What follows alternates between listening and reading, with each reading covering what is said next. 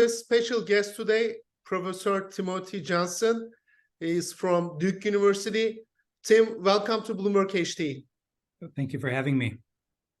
As you know, electric vehicle cars are hot topic in United States, and Biden administration is working on the electric vehicle plan.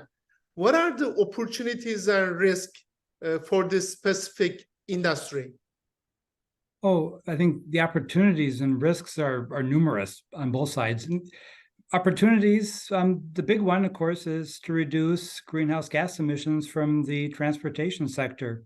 In the U.S., emissions of CO2, carbon dioxide, and other greenhouse gases from transportation exceed that from power generation.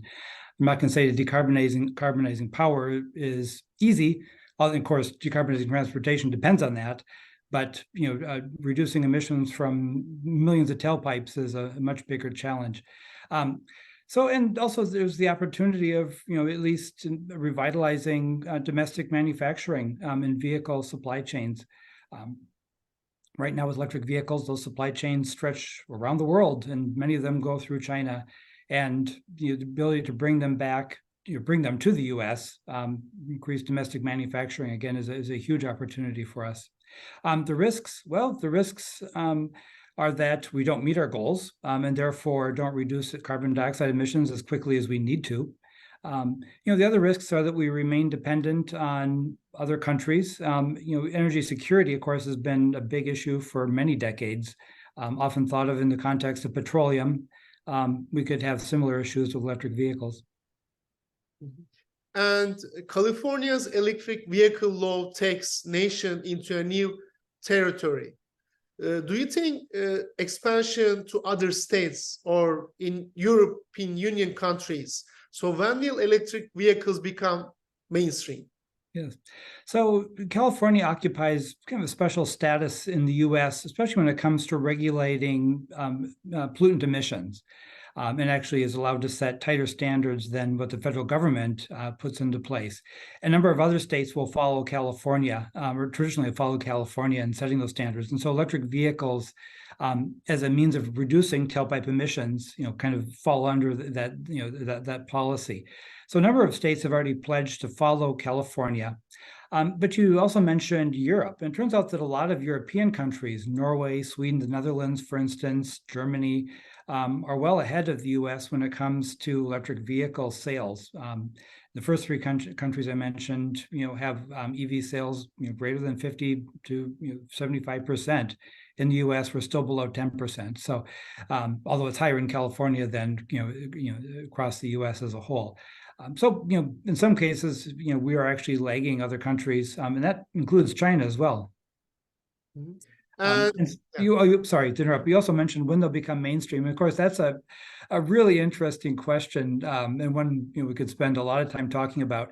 The short answer I'll give to that is not necessarily when EV sales are maybe half of new vehicle sales. I think it'll be before that. But when people become familiar enough with electric vehicles, either because they know somebody who owns one and they've ridden in it, or perhaps they've rented an electric vehicle, or they use public transit and got an electric bus, or maybe the company they work for has an electric vehicle. It'll take familiarity like that before people begin to see electric vehicles as something other than a novel technology. Mm-hmm. And another discussion right now on charging stations, and it will be very critical. I believe the Biden administration target is to have 500,000 charger stations in the near future.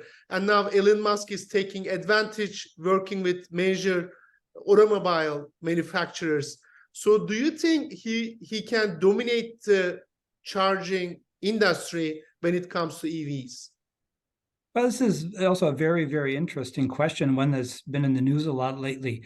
In the U.S., under recent legislation from the federal government, from Congress, we've allocated about $7.5 billion for EV infrastructure.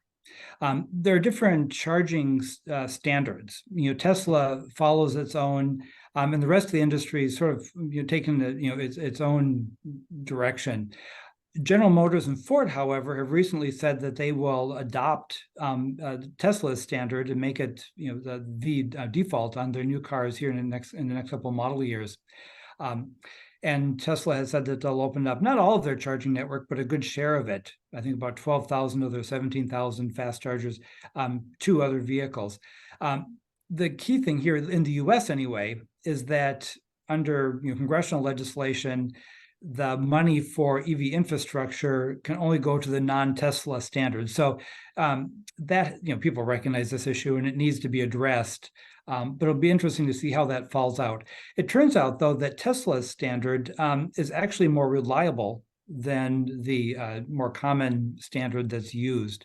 And charger reliability has been a big issue. Anybody who owns an EV knows that it's not uncommon to pull up to a charger and either find it out of order or have other issues related to payments, maybe software communication with the vehicle. Again, the federal regulations that are in place now, the government partly govern how this money is supposed to be spent. Do address these, the payment issues and reliability. But it's not just a matter of building more chargers; it's building a network that people can rely on and use. Right. And my last question on U.S.-China relationship. Recently, Secretary Blinken and afterwards Secretary Yellen was in China, tried to have a productive relationship between China. How do you see the EVs when it comes to U.S.-China relationship? Who is leading that industry? China. China definitely dominates the battery manufacturing process. Batteries, from the moment that minerals are sourced from the ground to the point at which they're used to manufacture battery components and assembled into the final batteries, a good share of that supply chain passes through China. And again, some of the domestic legislation in the U.S. over the last couple of years is meant to pull that back. Some of the tax credits for EVs, the tax credits for EVs are now dependent and will be increasingly dependent on sourcing batteries that are from either the U.S., North America, or countries with which the U.S. has a free trade agreement. That doesn't include China. Batteries, key component of electric vehicles, like PV, panels. China right now dominates their manufacturing. China controls better than 80% of the PV, panel manufacturing market. And is able to, we've benefited from that because it's, the cost to produce PV panels in China are much lower than they are in the U.S. And of course, one of the reasons why we've seen expansion of PV in the U.S. is that we've been able to get cheap panels. Not the only reason, but one of the main ones. Similar with batteries, not only do we need to develop, domestic supply chains, but we need to be able to do it, at a cost that's competitive with what's, coming out of China. Mm-hmm. Professor Johnson, thank you so much for your time.